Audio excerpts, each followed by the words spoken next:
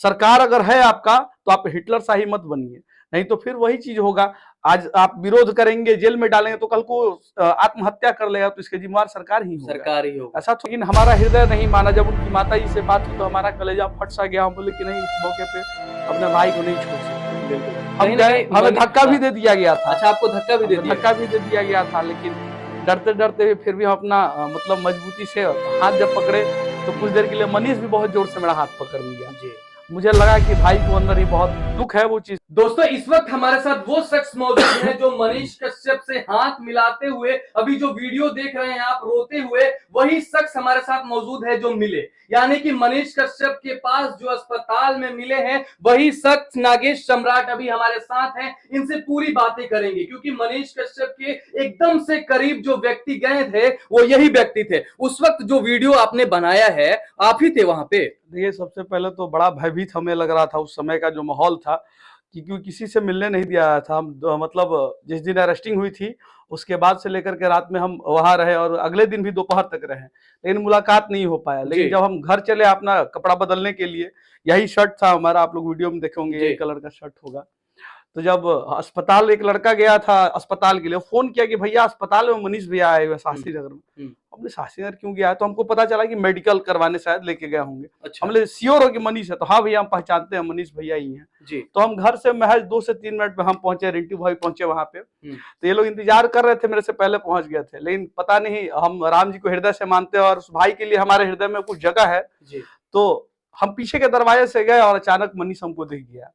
जब दिखा तो उसकी नजरें और हमारी नजरें लड़ गई, और मैंने जब हाथ पकड़ा उसका गाड़ी में तो मेरी आंखें भी नम हो गई और भाई का भी आंख नम हो गया। और मतलब समझ नहीं पाया कि हम लोग क्या बात करें आपस में जी। कुछ समझ में, तो हम यही बोले कि भाई घबराए के नीचे हमनी के बानी जा, लड़ाई लड़ल जाई, यही बात हम उसको बोले। और थोड़ा डर लग रहा है अभी का माहौल देख करके कि प्रशासन का जो रवैया है ऐसा नहीं होना चाहिए कि अगर कोई समर्थन में भी खड़ा है उसको दबाया जा रहा है। कहीं ना कहीं मनीष कश्यप के सपोर्ट में जो भी आ रहे हैं उन पे भी एफआईआर कर दें। ये चीज नहीं होना चाहिए, क्योंकि सरकार किसी का होता है तो सरकार के भी बहुत सारे समर्थक है, विरोधियों के भी बहुत सारे समर्थक होते हैं, नेताओं के भी समर्थक होते हैं। तो ऐसा नहीं होना चाहिए। समर्थक को तोड़ने का प्रयास किया जा रहा है हर तरीके से। बड़े बड़े जो भी लोग हैं, चाहे जो भी मनीष से ताल्लुकात रखते हैं, तो उसको तोड़ने का। हमारी तो 4-5 महीने से बातचीत भी नहीं होती थी, हम थोड़ा नाराज थे मनीष से जी। लेकिन हमारा हृदय नहीं माना। जब उनकी माता जी से बात हुई तो हमारा कलेजा फट सा गया। हम बोले कि नहीं, इस मौके पे अपने भाई को नहीं छोड़ सकते। हम गए, हमें धक्का भी दे दिया गया था। अच्छा, आपको धक्का भी दे दिया गया था, लेकिन डरते डरते फिर भी हम अपना मतलब मजबूती से हाथ जब पकड़े तो कुछ देर के लिए मनीष भी बहुत जोर से मेरा हाथ पकड़ लिया जी। मुझे लगा कि भाई को अंदर ही बहुत दुख है वो चीज का।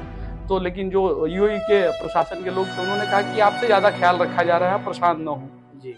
अब कैसा ख्याल रखा जा रहा है राम जी जाने, हम लोग तो नहीं जानते हैं। बिल्कुल, कहीं ना कहीं मनीष कश्यप ने जब सरेंडर किया था तब भी वो नहीं रोए थे। वो अपने माँ के साथ वीडियो उन्होंने बनाया था तब भी नहीं रोए थे, लेकिन जब आपसे मिले, आपके हाथ पकड़े तो अचानक से भावुक हो गए आप दोनों आदमी। देखिए, हमको भी समझ में नहीं आया कि ऐसा क्यों, हमको भी ये चीज समझ में नहीं आया कि ऐसा क्यों हुआ। मनीष मतलब क्या था, सेंटिमेंट हम लोग का क्या जुड़ा हुआ था, हम लोग मतलब अभी तक हम उस टेंशन में, हम वीडियो देख के टेंशन में क्यों रोया का है आखिर। कहीं ना कहीं वीडियो जो है ट्रेंडिंग कर रहा है अभी पूरे भारत में। वो रोया क्यों, अब ये समझ में नहीं आया। और फिर उसके बाद से फिर हम लोग लगे रहे। जब कोर्ट भी ले जाया जा रहा था तो हम लोग थे, कोर्ट में भी गए, उसके पिताजी भी आए, हम लोगों ने उनको मिलवाया भी। उस समय मनीष के आंख से आंसू आ रहे थे कोर्ट के अंदर, लेकिन नजर नहीं मिला पा रहा था पिताजी से। क्योंकि क्या नजर मिला है, जब एक पिता जब कोर्ट में आते हैं एक बेटे के लिए तो बड़ा हृदय विदारक हो जाता है।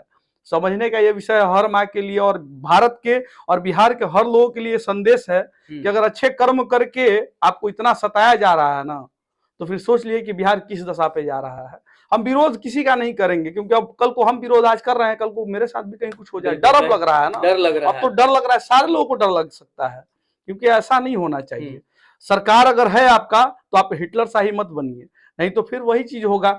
आज आप विरोध करेंगे, जेल में डालेंगे, तो कल को आत्महत्या कर लेगा तो इसके जिम्मेवार सरकार ही होगा। ऐसा थोड़ी है, भावुकता में बहुत कुछ कर सकता है आदमी। आप मुझे डराएंगे तो शायद हम बहुत ज्यादा डर जाए, कुछ कर ले, हमारे साथ कुछ भी हो सकता है। सरकार जो है लगातार डराने का काम कर। चलिए, इसी के साथ इस वीडियो को समाप्त करते हैं। आप क्या सोचते हैं इस सारे मुद्दों पे, कमेंट में हमें राय जरूर रखिएगा। तब तक के लिए आपका बहुत बहुत धन्यवाद। जय हिंद, जय भारत, जय बिहार।